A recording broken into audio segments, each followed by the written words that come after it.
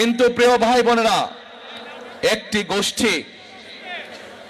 গোষ্ঠী মানুষকে ধর্মের নামে বিভ্রান্ত করে বিভিন্ন রকম কথা বলে যাচ্ছে, এবং শুধু তাই নয়, তারা চেষ্টা করছে যে বিভিন্ন রকম ষড়যন্ত্র করার।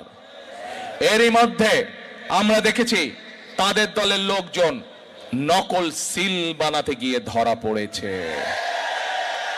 প্রিয় ভাই বোনেরা, এর মধ্যে আমরা দেখেছি তাদের লোকজনেরা মা বোনদের, সরল বনা মা বোনদের কাছে গিয়ে কিভাবে তাদের এনআইডি নাম্বার নিয়েছে, তাদের বিকাশ নাম্বার নিয়েছে, তাদেরকে বিভ্রান্ত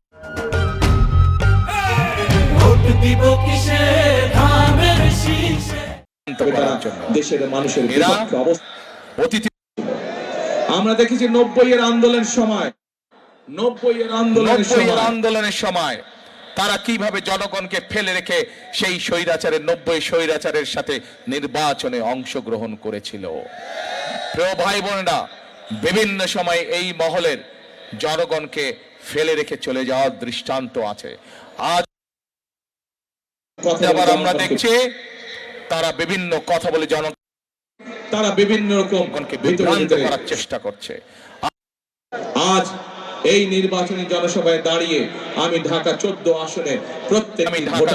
আসনের প্রত্যেকটি ভোটারকে বিনীত আহ্বান করব, আপনাদেরকে সজাগ থাকতে হবে, আপনাদেরকে সতর্ক থাকতে হবে, আপনাদেরকে সজাগ থাকতে হবে, যেন আবার আপনাদের সেই ভোটকে কেউ আমিরামে নির্বাচন করে বাক্সে বন্দি করতে না পারে, আবার আপনাদের ভোটের অধিকারকে কেউ যেন ছিনতাই করে নিয়ে যেতে না পারে, আবার আপনাদের ভোটের অধিকারকে ষড়যন্ত্র করে কেউ যাতে পাল্টে দিতে না পারে। প্রিয় ভাই বোনেরা, বহু রক্তের বিনিময়, বহু ত্যাগের বিনিময়ে আজ আমাদের এই অধিকার অর্জিত হয়েছে, ভোট দেওয়ার অধিকার, কথা বলার অধিকার, আমাদের নিজেদের অধিকার প্রতিষ্ঠার সেই সময় মহেন্দ্রক্ষণ আমাদের সামনে উপস্থিত হয়েছে। প্রিয় ভাই বোনেরা, আমরা আন্দোলন করেছি, আমরা যুদ্ধ করে এই দেশকে স্বাধীন করেছি।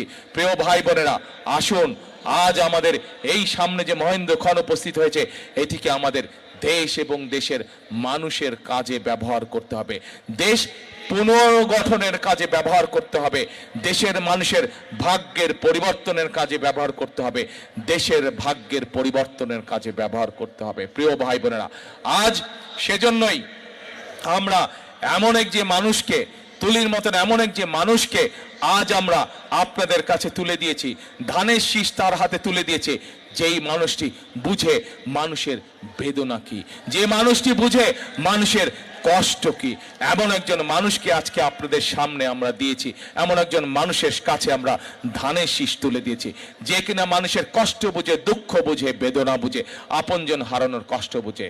এই কারণেই তুলি যদি আজ নির্বাচিত হয়, এখান থেকে বিএনপি ইনশাআল্লাহ সরকার গঠন করলে আমরা দৃঢ়ভাবে বিশ্বাস করি প্রতিটি মুহূর্ত তুলি ব্যয় করবে আপনাদের সমস্যা সমাধানের জন্য, আপনাদের এই ঢাকা 14 আসনের এলাকার সমস্যার সমাধানের জন্য।